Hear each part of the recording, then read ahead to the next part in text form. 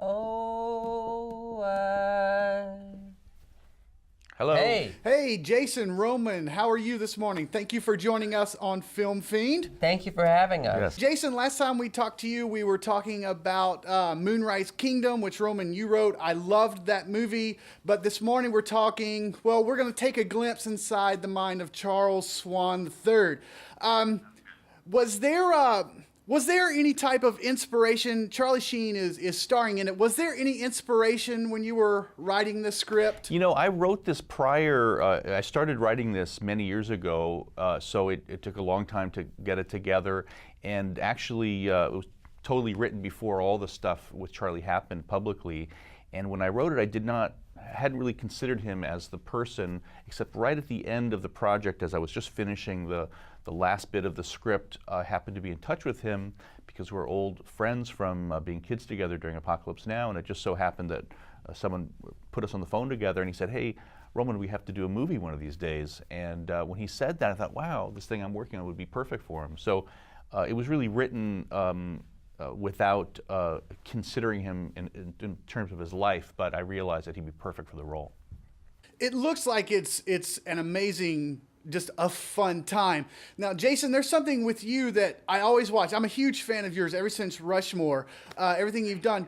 But it's like with you, there's always your mustache or something in the film. It's like I always watch to see, you know, what kind of mustache that you're going to have. And with this film, she went totally out with the beard and everything else. It just... Is that a part of your character that you come up with, or is that maybe something that someone suggests, or do you just walk on set and say, here it is? Well, no, I love, you know, collaborating with the director, so I would never just like, here's what I pushed out of my face.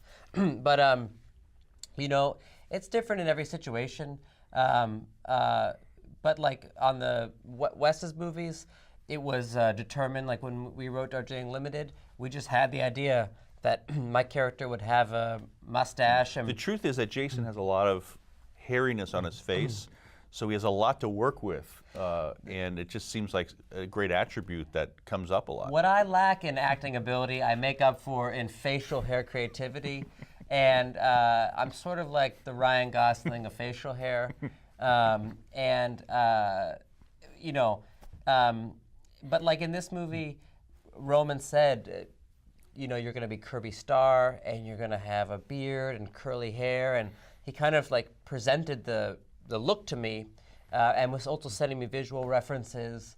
And but yeah, when I read a script, I think, you know, aside from the people in the movie wanting me to be in it and assuming that everything goes well, I look for what can I do with my facial hair that I haven't done, and that's a big reason why I do a lot of work.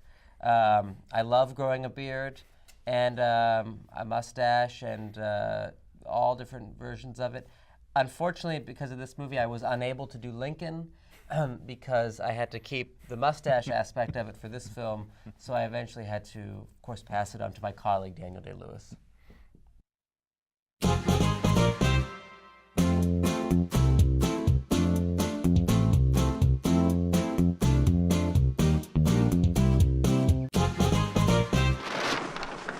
I'm sorry, did someone say my name?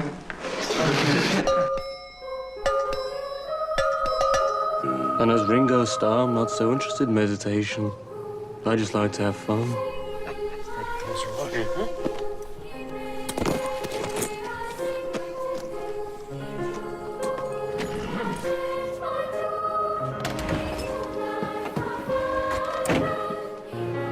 I don't feel good about myself.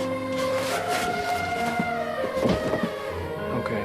Well, I tried rope and twine, a corral of barbed wire, but they kept on escaping, so I built the fence higher.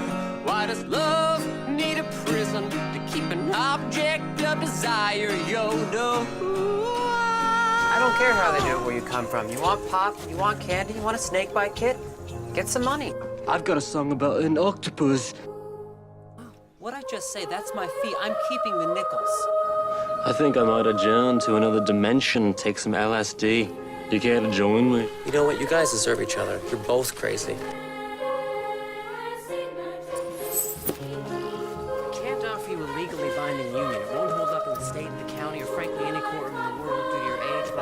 license and failure to get parental consent. Yes, I'd like to report a man who's cheating on me. Yes, curly hair, 5'7". Yes, he is Jewish. Oh my God. Look into my eyes. Do you love each other? Yes, we do. But think about what I'm saying. Are you sure you're ready for this? Yes, we are. They're not listening. War does funny things to men. Take the carbon, leave the Bible.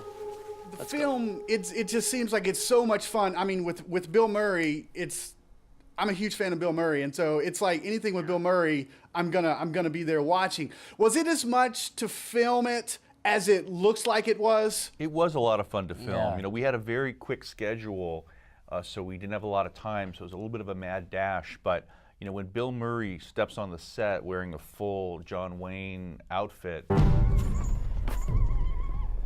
Well, partner, you can dig a hole and crawl into it, or you can face him like a man. Are you a man? Of course I am. Show me. It's hard not to just feel such a sense of pleasure and fun, and I think our set really had that feeling. And the movie's intended to be just a romp, a blast of just imagination and wildness. So that was part of how we went about it. I think, however you feel about Bill Murray, when you ask, like, what was it like to work with, we feel exactly the same way you feel. Like, you know, so I think it's a pretty much unanimous worldwide feeling that he is the man. And it's just like, it's the coolest thing in the world. And I've worked with him a couple times now, and it's like, I still cannot get it. I'm still not used to it. It's still awe-inspiring and incredible. To know that you as an actor feel the same way, that's just amazing. We have a question that we like to ask everyone, and with you guys being who you are, I just would like to know your answer. Is there a movie that if you see it over, that is on, that you could just watch over and over? Is there one movie for you guys? I have one. Yeah. I would say Dr. Strangelove. What would yours be? A movie we can watch over and over. Groundhog's Day?